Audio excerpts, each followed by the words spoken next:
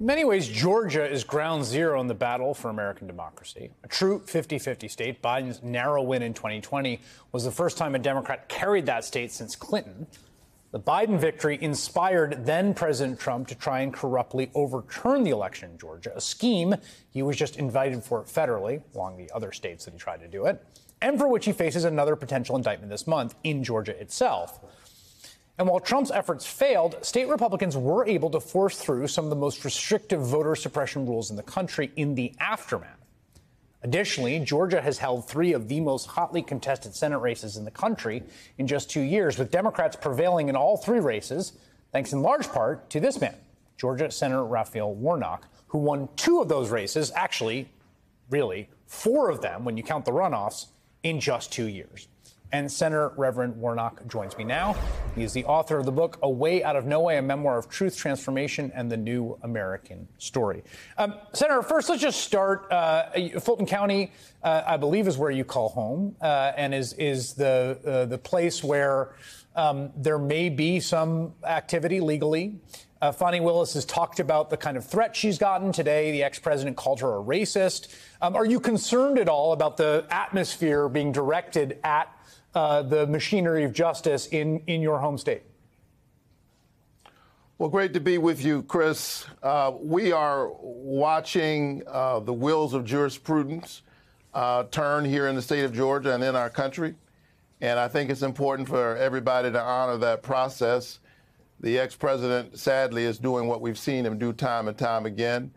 I have confidence in our local officials here, and I'll be doing everything I can at the federal level to ensure that they have the resources necessary to keep everybody safe while we honor that basic American principle, equal protection under the law. No one is above the law. No one is below the law.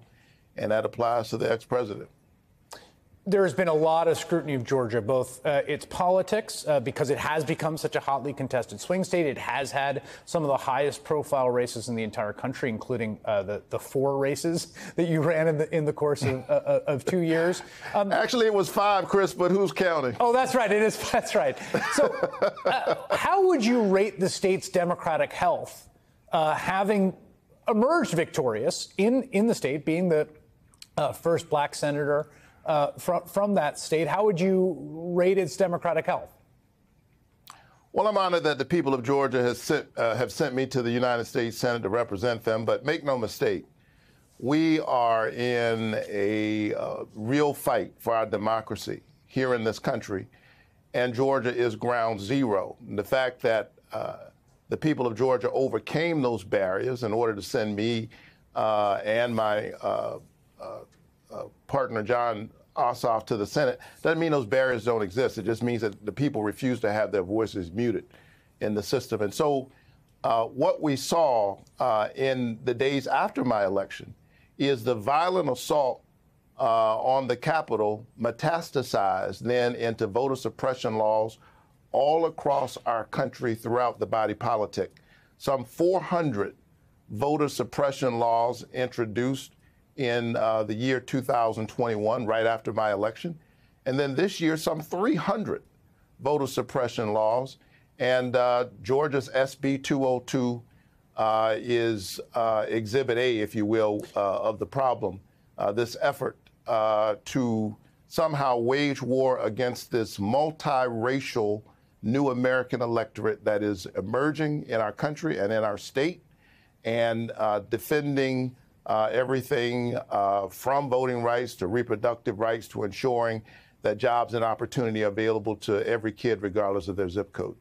In terms of SB 202, I mean, I think people, the defenders of the law, and some, I think, and not, specifically people who are that keyed in, say, look, this was law passed with certain restrictions. It got a lot of attention after January 6th because it was passed in 2021. It was decried by critics as an attempt at voter suppression. But look, you got elected. Elections are running well. Were you crying wolf about this law? Listen, I won this last time, but people need to understand what I had to go through to win.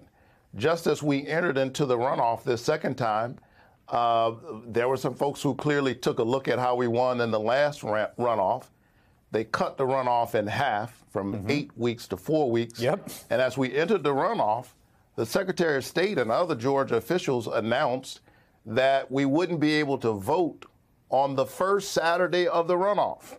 And they were misinterpreting some Georgia law and saying, we're sorry, our hands are tied. You can't vote that first Saturday. Well, since they said their hands were tied, I decided to untie their hands. I sued them. And we won the case. And then the folks who said their hands were tied then showed their hands and appealed the judge's ruling, who said, yeah, you can vote on Saturday. And then we had to appeal again. All of that just so people could vote the first Saturday of the runoff. About 100,000 people voted that Saturday, which is about the margin of my win. This is how voter suppression happens. This is how it works. You don't need a tsunami. You just need to shave a few votes here, shave some there, make it difficult for people to use drop boxes, ensure that African Americans stand in lines many times longer than their counterparts, which all of the data shows is true.